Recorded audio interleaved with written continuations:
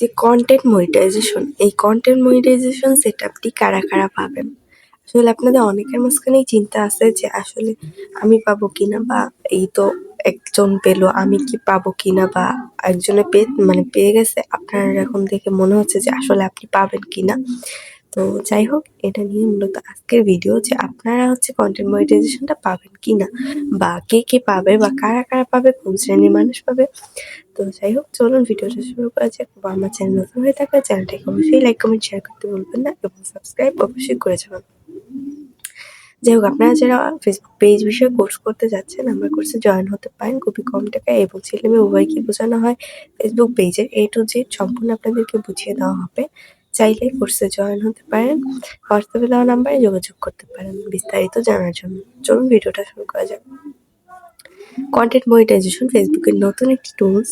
আর আমরা জানি যে ads on reels, performance bonus এবং হচ্ছে ইনস্টিমেট সবকিছু ইনকাম শুধুমাত্র কন্টেন্ট মনিটাইজেশনের মাধ্যমে আমরা করতে পারবো, এবং হচ্ছে সবকিছু একটার ভিতরেই থাকবে।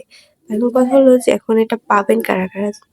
হ্যাঁ, সেটা যদি বলতে যাই তাহলে বলতে হবে যে যারা পাবে তাদের পেজ ঠিকঠাক থাকতে হবে। মানে পেজের মধ্যে কোনো ইস্যু থাকলে চলবে না, পেজে হচ্ছে কোনো ধরনের সমস্যা থাকলে চলবে না, কোনো রেস্ট্রিক্টেড ভিডিও থাকলে চলবে না, পেজ রিকমেন্ডেশন ঠিক থাকতে হবে, পেজে কোনো রিপোর্ট থাকা যাবে না, পেজে আদার্স প্রবলেম থাকা যাবে না। মানে A to Z পেজটা, ধরেন যে আপনি একটা বাচ্চা হলো, ঠিক আছে? তো বাচ্চাটা যতটা বেশি ফ্রেশ থাকে, একটা ছোটবেলার মানুষ সে কোনো পাপের মধ্যে জড়ায় না, ঠিক আছে? মানে বড় হবে তারপর সে পাপের মধ্যে জড়াবে।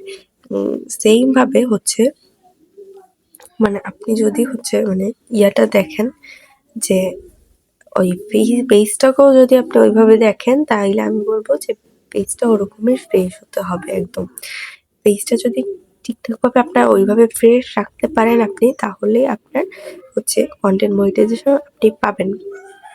দেন তাছাড়াও আরো কিছু কিছু কাহিনী আছে, যেমন আপনাকে ভিডিও আপলোড দিতে হবে রেগুলার। আগে যেমন দিতেন তেমনই এখনো রিলস আপলোড দিতে হবে, তবে আপনার বড় ভিডিওর উপরে একটু ফোকাসটা বেশি দিতে হবে, বড় ভিডিওটা একটু বেশি আপলোড দিতে হবে, দেন ছবি আপলোড করতে হবে। মানে প্রত্যেকটা বিষয় আপনাকে এখন সবকিছু নিয়ে কাজ করতে হবে। আপনাকে সব বিষয়ে হচ্ছে পারদর্শী হতে হবে, এবং সবগুলাই আপনাকে করতে হবে। দেন আরো অনেক বিষয় আছে, যেমন ধরেন যে আপনি কোনো কপি ভিডিও বানাইতে পারবেন না, মানে হচ্ছে আপনি মিউজিক দেওয়া ভিডিও বানাইতে পারবেন না, মানে এরকমের কিছু কিছু জিনিস আছে, ঠিক আছে? তো আপনারা হচ্ছে এগুলা মানে মেনটেন করে চলেন, দেখবেন যে আপনি কন্টেন্ট মনিটাইজেশন সেটা আপনি পেয়ে গেছেন। তো আশা করি বুঝতে পারছেন যে আসলে কি কাজ করলে হচ্ছে কন্টেন্ট মনিটাইজেশন বাড়ে। দেখেন, আপনাদেরকে খুব সহজ ভাষায় বোঝানোর চেষ্টা করি, খুবই কম টাইমের ভিতর।